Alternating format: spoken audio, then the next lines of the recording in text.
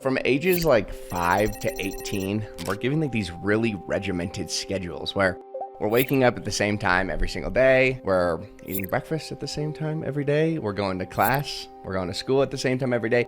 And then each one of those classes is even like ending at the same time every single day. And honestly, I think this is all purposeful to kind of like train us for the corporate world. And what about entrepreneurs, on the other hand? We don't really have anybody telling us what to do every day. We don't have anybody who's giving us like that structure or telling us what to do. So what I wanted to do in this video was kind of talk about what I've done as an entrepreneur to structure my time and give myself a strict, regimented schedule while still being highly effective. Now, I hope by the end of this video, this kind of all just makes sense. And if you're struggling with being an entrepreneur and finding things to do and giving yourself structure, and maybe you just feel like you just don't have enough time, I'm hoping that this video can, fix that for you. So one of the first things that we're going to talk about is like, before we go into like the techniques and whatnot that we've used, I want to kind of just bring in a little, some problems that I have had in the past. And one of them, I was always telling myself that I just didn't have enough time. The thing that I would specifically say is there's not enough time in the day. And honestly, I felt like, and maybe some of you guys are saying this as well, you almost feel productive saying it. You almost feel like the person that you're telling it to is then going to look at you, like this super busy monster. It almost amplifies like the way you feel about procrastinating. It's almost like a cope for not doing the things that you need to do. Because realistically, when you just say, I just don't have enough time in the day to do something, it makes you feel okay with not getting the things that you need to get done. And so you end up like having like this imposter syndrome where you're like, oh, well, I just, you give yourself so many things to do every single day that you just end up just not even doing them. And so that was the first problem that I had that we're going to talk about how I fixed. The next one is I realized that I owned my time. And in this world, there's only a few things that I can even control. I can't control the weather. I can't control, if somebody decides to break in the house right now. I can't control the news. I can't control politics. I can't control anything in this world. But there are two things that I can control. The main thing is I can control my mind. And through my mind, by extension, I can decide how I manage my time. I get to decide the things that I do. I get to decide how I spend my time. And then the last one, whatever you're doing right now is the thing that you want to be doing the most. Now, I know this may not like sound accurate because let's say you're literally watching this and, at the job that you literally hate. I don't mean that. I don't mean that the time that you're spending right now is a thing that you love doing, or it's the thing that you would pick to be doing over anything else, but it's a thing that you want to be doing right now. And maybe in big picture, for an example, you may not like the job that you're doing right now, and you may not love the job you're doing right now, but you want the job because the job then funds the things that you love to do. Everything you do, you want to do. There's just a meter, like a scale on how much you love to do the things. And so with that being said, you get to make the decision on the things that you love doing. You get to make the decision on the things that you want to be doing at this certain time. Some people always tell me like, man, I really want to read this book and I want to start getting my life together. And it's like, well, no, you don't really want to, because if you wanted to, you would. And it's like vice versa. You may be working a job that you just don't like, but you're still doing it anyway, which means you do want to. You may not love doing it. You get what I mean? But the point is, it's not always about doing the things that you love doing, but how you're spending your time right now. And this was a realization that I had to have, was I may not love doing the things that I want to do, but big picture, this is the thing that I want to do. And so I get absolute control over that certain thing. Okay, so there are a few books that I want to introduce. It's actually just 2 books that I've learned a couple things from that I genuinely have implemented into my life. They weren't things that I like dedicated every day to like learning and studying and really implementing, but they're things that just, once you understand them subconsciously, you start realizing the distractions that you have in your life. And so the first book right here is Hyperfocus by Chris Bailey. And literally the heading of it says, how to manage your attention in a world of distraction. And that is the big thing here, is we live in a world full of distraction. And this book seriously does nothing but just show you how to ostracize distraction, to focus. And it's not about working 20 hours a day. It's not about working 15 hours a day. It's about working 4 to 5 hours a day. But those hours that you're actually working are the most, productive hours of your entire day, that you get all of the things that you once didn't have enough time for, all done in just a short 4 to 5 hours. So the entire premise of the book is single task. Okay, single task things, identifying the 3 most core component needle moving tasks that you need to get done. And then one by one, a lot of these people have like these big ass monitors that are like 49 inches and they got like 45 tasks going on in one of them. Multitasking, just data simply just shows that people that multitask are just 37 to 40% just less productive than people that just do one task at a time. And that's kind of a problem in the world that we live in when we have an iPhone and we have a computer and we have all this technology around us and we're getting notifications, ding, ding, ding. And I mean, don't even get me started on people that wear an Apple Watch. Oh my goodness. How do you even have time to just sit and just read a book? I realized I had a problem when I tried to pick up this book. And this was, I think, one of the first books I ever read when it just came to like dialing in productivity or being more focused. And I realized that I couldn't even read the book.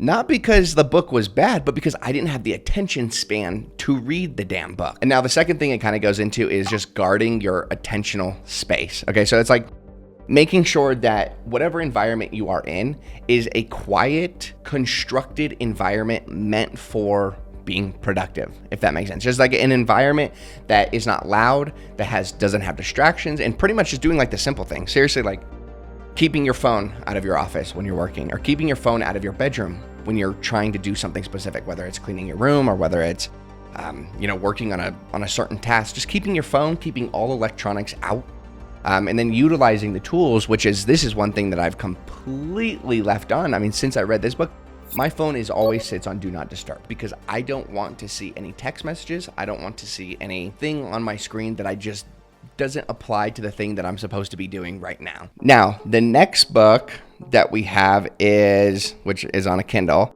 which is an entirely different video. This thing is a game changer if any of you guys are into like reading books. I'm not like the biggest book reader, not because my attention is like too small, but because I feel like the books that I read, I don't really have a good judgment on reading books that are within the current stage of my life. Like for an example, I just picked up this book called Millionaire Fastlane, which is going to be the topic. And it's like, I'm so far past the Millionaire Fastlane. So it's still a good book and it intrigues me. But like I already know all of the things that are inside of it. But one of the things that I do really, really enjoy about this book is Millionaire Fastlane by DJ DeMarco. So he pretty much just stresses the importance of like leveraging your time to build systems, products, or businesses that can scale. Because you're never going to get rich or make a ton of money by just being like constantly involved in the project. So it's like when you have something that you need to get done, instead of focusing on you getting the tasks done individually, you focus on building the system. So let's say, for an example, you use Hyperfocus that gives you like this structure in your day and you're going to work for 5 hours. Then what you're going to do is during those 5 hours, you're going to take DJ DeMarco and you're going to build a system within those 5 hours. And that system is actually going to be a system that just has like a reoccurring task completion. So that system is going to constantly complete that same task for you every day. And the reason why is because once that task is automated, your next day's focus won't be back on that same thing. As a matter of fact, it's going to be, more dedicated towards like another task or building out another machine. And then the next thing that he pretty much just emphasizes is control equals freedom. And like true time management means building a life in which you get to control your schedule and building a life that doesn't require your effort and require your work. And kind of goes into another book that we talked about, which I won't really bring up, but 4-Hour Workweek, where it's like build systems, build teams, build content, build these things that will constantly work for you without your time and effort, being involved into it. All it does really is it's not like it necessarily saves you time like on that specific task, but it saves you from having to do a repetitiveness. So like let's say you have to do one thing, okay? So you start doing that one thing every day. And now let's say 5 more things have been added.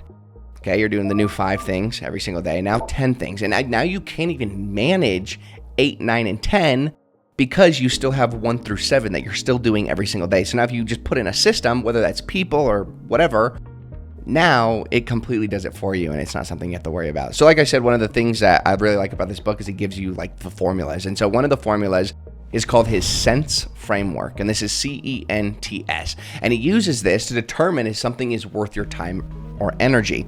Now, what I've done is I've kind of re-engineered it and made it like a time management scheme opposed to like a wealth creation vehicle, which we'll kind of talk about. But like within the book, the C stands for control. And it's like, do you control the product, the pricing, the distributing, the marketing? And if somebody else can pull the plug on your income, you're just simply not in control.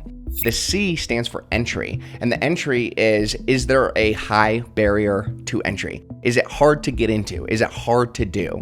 The N stands for, does it solve a real problem? Okay. And now this is like just avoiding, passion projects with no serious demand, like not doing something just because you have a passion for it, but like, are you solving a real thing?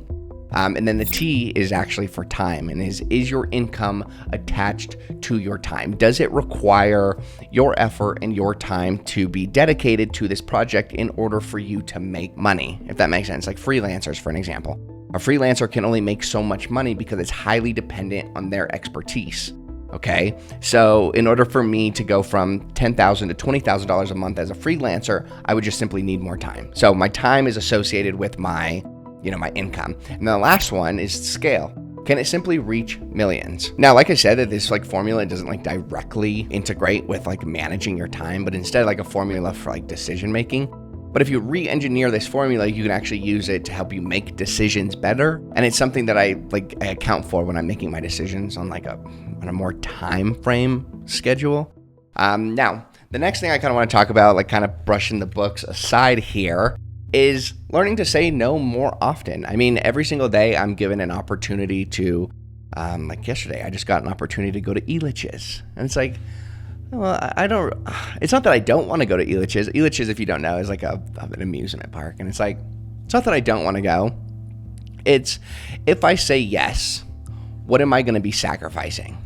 Okay. And if I say yes, me, for example, yesterday, I had presentations and boards and a lot of projects that I had to do. So if I decided to go to Elitch's, all that would have meant is I can still do those projects like today, but today's filming. Okay. So today's my filming day, which means all of those projects that I would not have completed yesterday would have to have been pushed off to like Thursday or Friday because I have 3 days of filming day. So it's like learning to say no more often.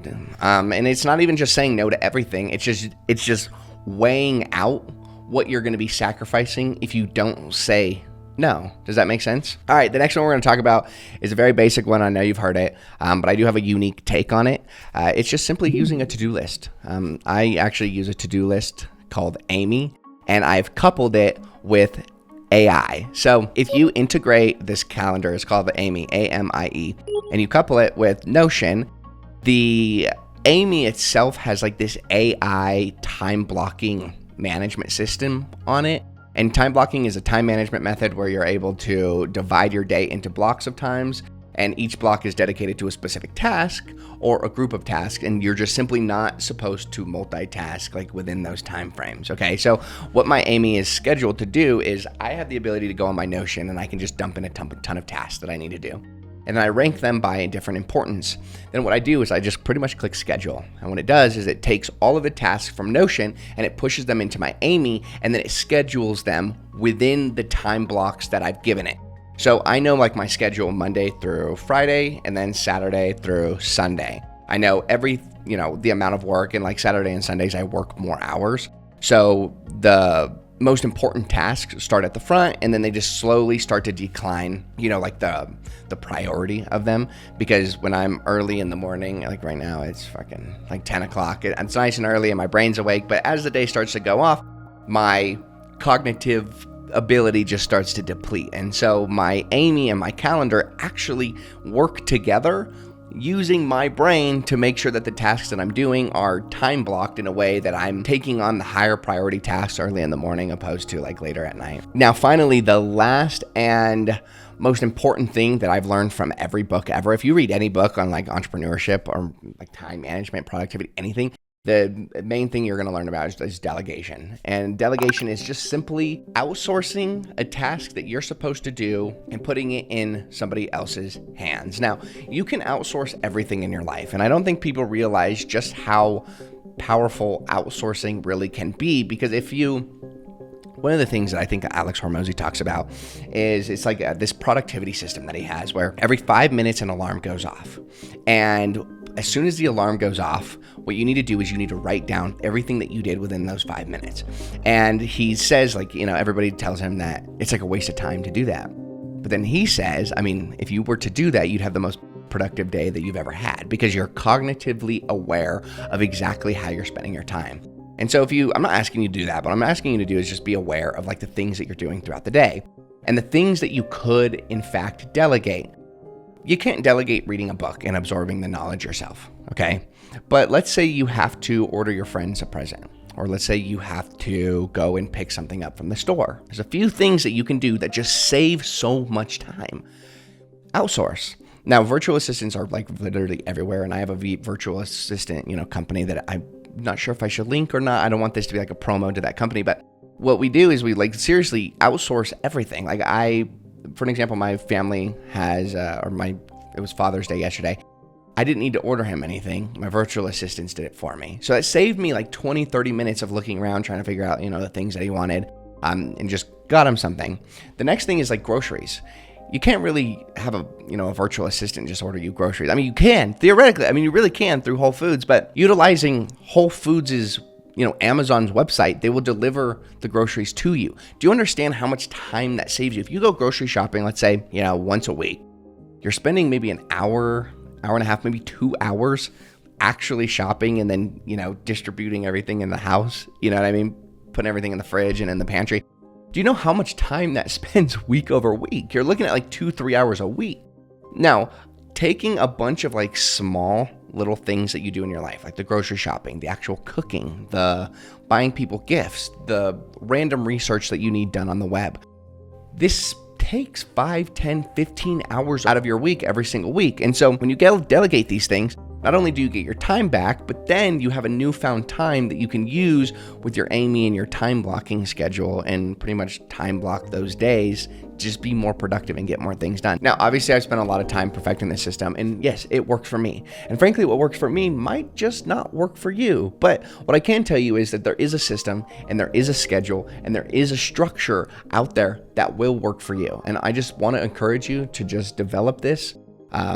It's the difference between being a non-performer and a 10x or 100x performer. And there's a reason why I've been able to just honestly like passively progress 10x faster than all my peers, right? And I say passively is because like I'm not doing more work than they are.